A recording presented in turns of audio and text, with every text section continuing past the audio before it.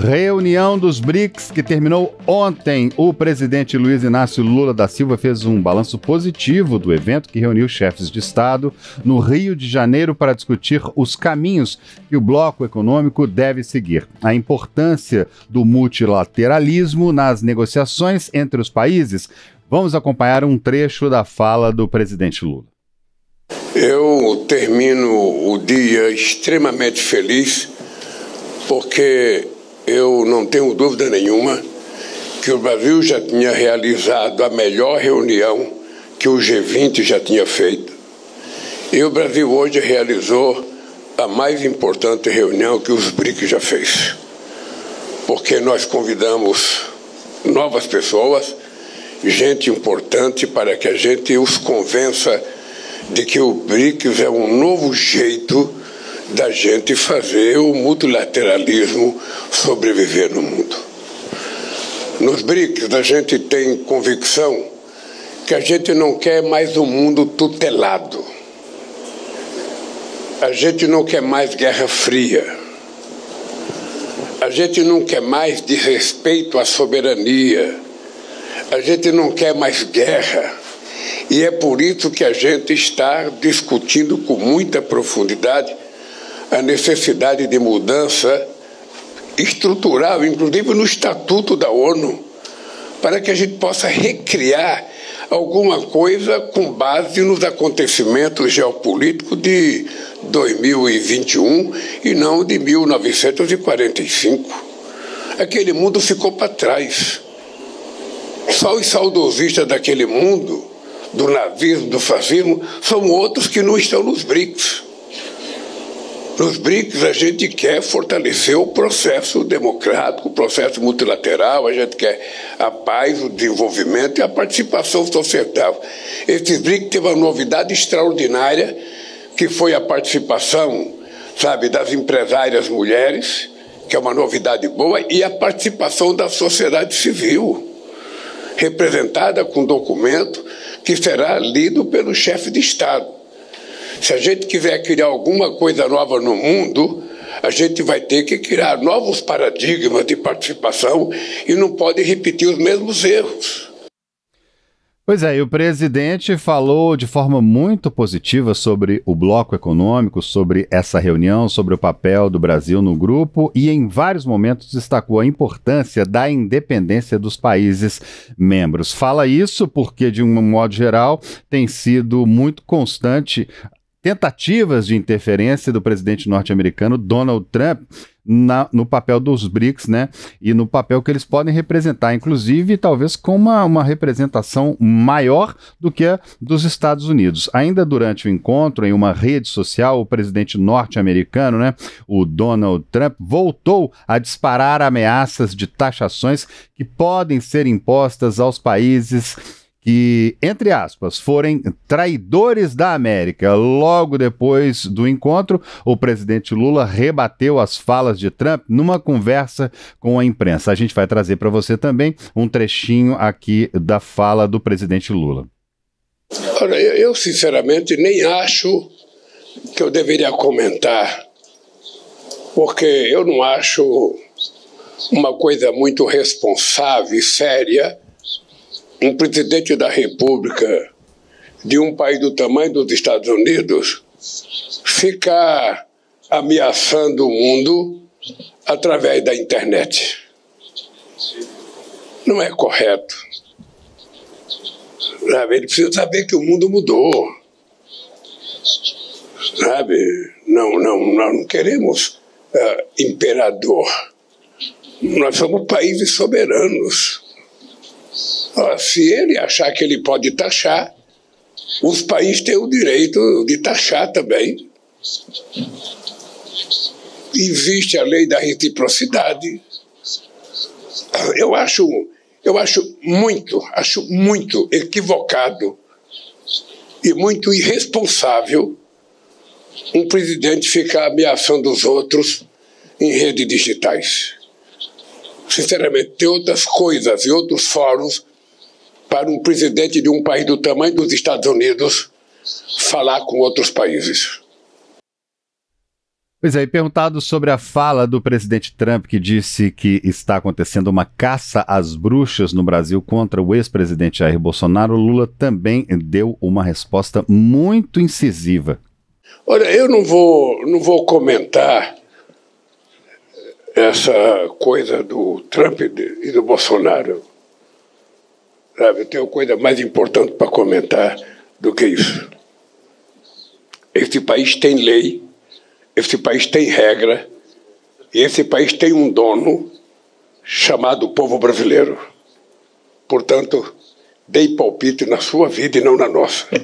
Chamar aqui a editora-chefe de O Tempo em Brasília, Francine Ferreira, para entrar aqui com a gente para conversar um pouco sobre essas falas do presidente Lula e sobre essa briga aí via redes sociais, hein, Francine? Presidente Lula rebatendo de forma incisiva ali, olha, tome conta aí do seu nariz, que a gente toma aqui conta do nosso, cada país é soberano, livre, aqui tem lei, né? Foi uma conversa acalorada aí via redes sociais e via, né, de um modo geral, YouTube, jornais, né? Pois é, André, e tudo isso começou justamente em função daquele documento, né, divulgado pelo BRICS ainda no domingo, em que o BRICS, sem citar os Estados Unidos, condenava justamente a imposição seja de tarifas ou de ordens unilaterais, né, numa clara menção, sem citar, aos Estados Unidos, e tudo isso de taxação dos Estados Unidos, que tem feito desde o início desse governo de Donald Trump, né?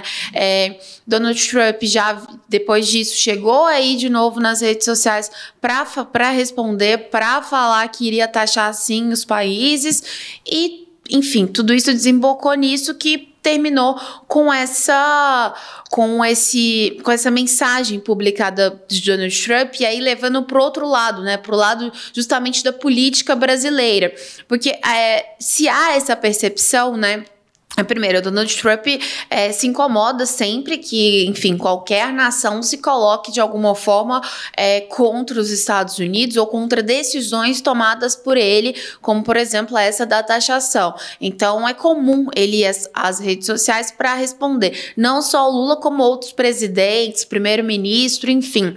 Só que com essa questão do Brasil, tem um ponto a mais, que é justamente o quê? Do ex-presidente Jair Bolsonaro, né? Eles têm uma relação, o Eduardo Bolsonaro, filho do ex-presidente que agora mora nos Estados Unidos, tem essa relação mais próxima da família Trump e também de outros aliados ali do presidente americano. Então, tudo isso, digamos que inflama um pouco mais esse jogo. Lembrando que os Estados Unidos já têm uma grande questão com o Supremo Tribunal Federal por aquelas decisões de Alexandre de Moraes no último ano relacionadas à suspensão de contas, excluir posts, principalmente no X de Elon Musk, que, né, outrora era aliado de Donald Trump, hoje em dia também eles já tem uma guerra particular entre os dois ali, né?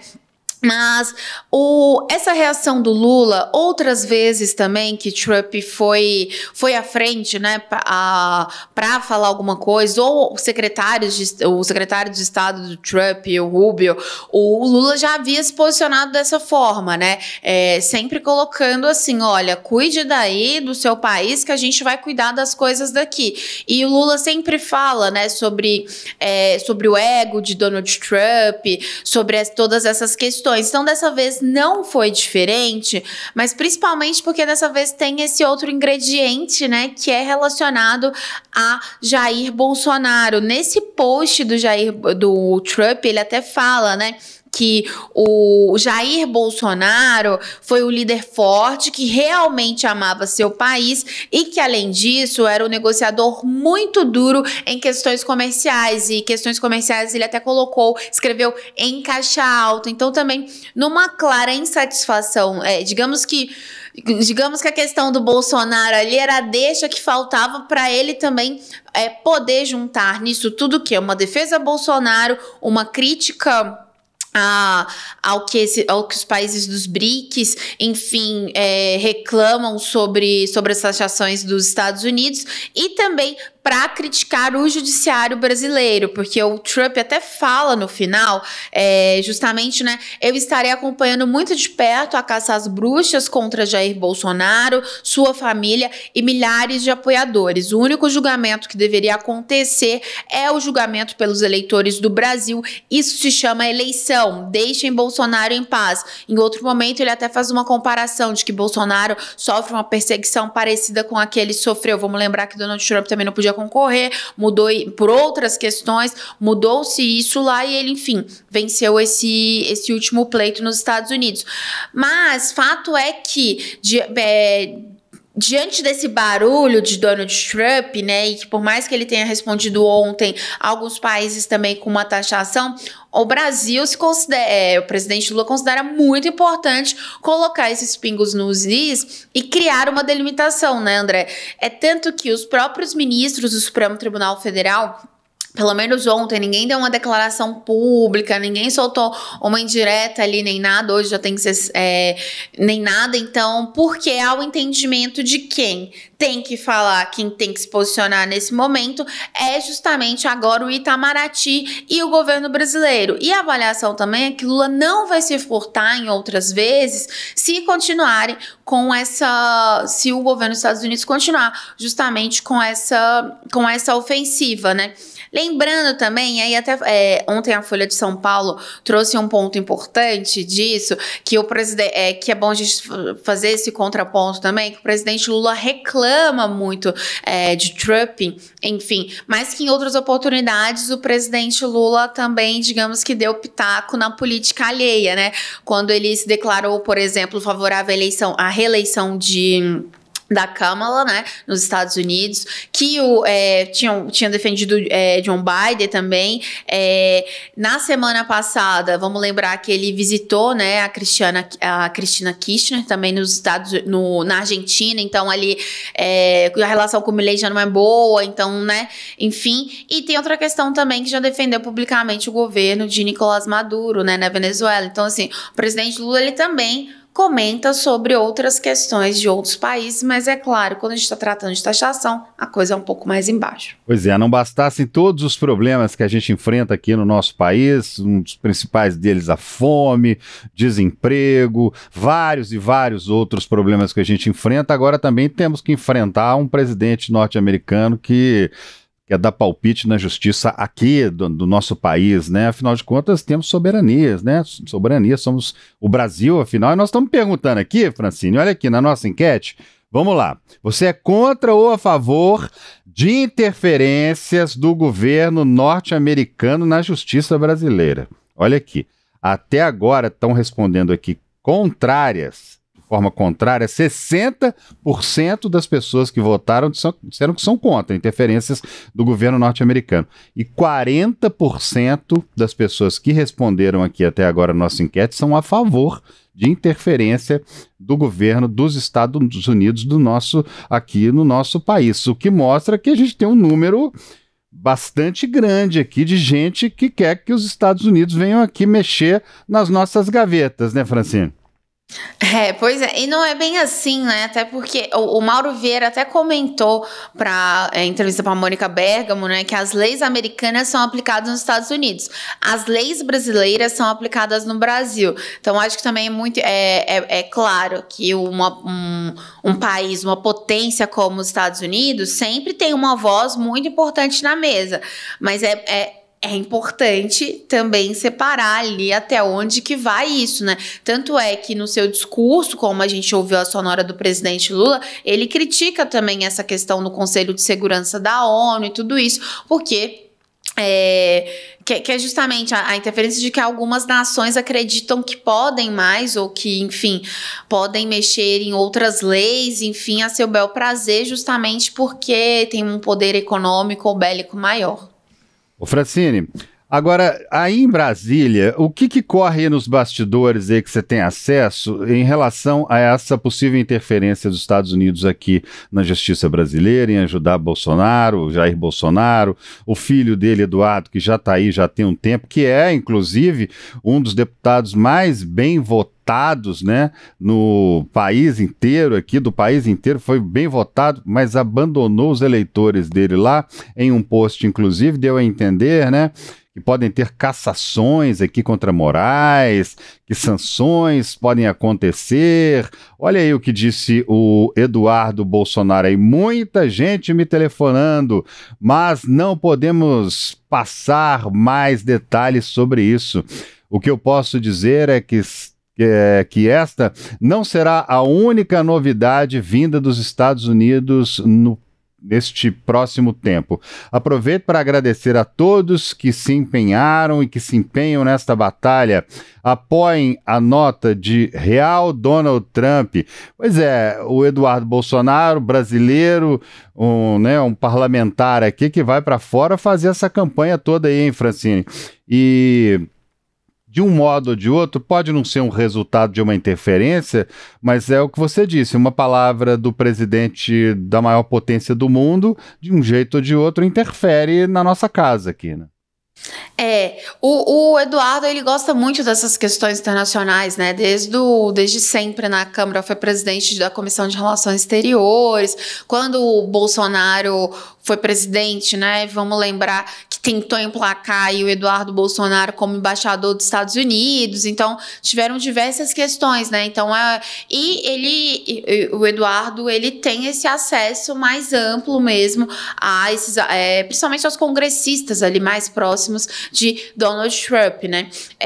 Mas quando a gente fala, de fato, o que isso do Trump pode mudar? A gente pode analisar, vamos pegar dois pontos. O primeiro é justamente sobre a questão do julgamento de Bolsonaro no Supremo Tribunal Federal, né? Por golpe de Estado.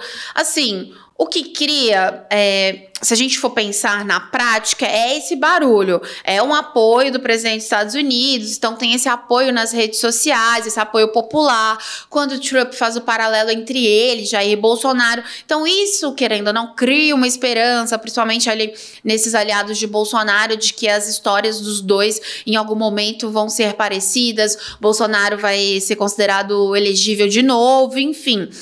Agora, de fato, a publicação do presidente dos Estados Unidos, ele não tem esse poder de interferir em como vai ser um julgamento do Supremo Tribunal Federal, porque são leis brasileiras, então a coisa está sendo tratada aqui, não está sendo tratada nos Estados Unidos, né? Então, assim, esse barulho, de fato, ele gera uma pressão e ele incomoda, mas vamos lembrar também que o Supremo já está nisso desse barulho há um tempo, então meio que já acostumou com esse incômodo constante. Então, gera muito mais uma repercussão política. E claro que para o Bolsonaro isso é muito bom do ponto de vista de fortalecer ele também perante a sua base. Agora, a outra questão, que é justamente o que o Eduardo sempre defende, que nos Estados Unidos ele faz questão de publicar direto sobre isso, de que o Jair Bolsonaro também já falou sobre isso, que é a questão de sanções a Alexandre de Moraes, e que isso tem sido tratado até mesmo com congressistas, né, norte-americanos, porque as autoridades do governo Trump entendem que há uma censura do judiciário brasileiro em relação a plataformas como o X, como o Hubble, em que Moraes deu ordens para se retirar, né, conteúdo, excluir perfis. Então, há isso do que o governo Trump entende como censura e quer agir em relação a isso. Até o secretário de Estado dos Estados Unidos, o Rubio, ele já tinha falado, né, sobre sanções, que seria aí, por exemplo, a restrição de visto para quem praticar o que eles consideram, o que eles chamam dessa censura. Então, tirar o visto de Moraes para ele não entrar nos Estados Unidos, ou de outro juiz, ou de outra pessoa que eles consideram que faça censura, enfim. Tem um projeto de lei que está sendo feito também, eles estão tentando emplacar sobre isso, então não só ali o executivo, mas também o legislativo. As plataformas que eu citei aqui, como por exemplo o Hubble, moveram uma ação conjunta contra Moraes na Justiça da Filadélfia, pedindo, enfim, sanções para o Moraes, então também tem essa outra perna aí. E tem outra também, que o Marco Rubio ele declarou há um tempo que tinha grande possibilidade do governo Trump aplicar sanções diretas contra Moraes, usando uma lei que seria de grave violação de direitos humanos. Nesse caso seria o quê? Seria essa questão de não poder entrar nos Estados Unidos, ser deportado que está lá, e também uma que é mais polêmica de bloquear dinheiro de fato, inclusive de bancos que têm bancos brasileiros que têm representação nos Estados Unidos. Então, há essas frentes. Então, a gente tem a questão do julgamento em si de Jair Bolsonaro, que os ministros consideram que isso cria barulho, mas não muda no decorrer da coisa, mas há essa outra questão relacionada especificamente ao judiciário brasileiro, especificamente a Alexandre de Moraes, e isso é mais fácil de sair do papel, o André.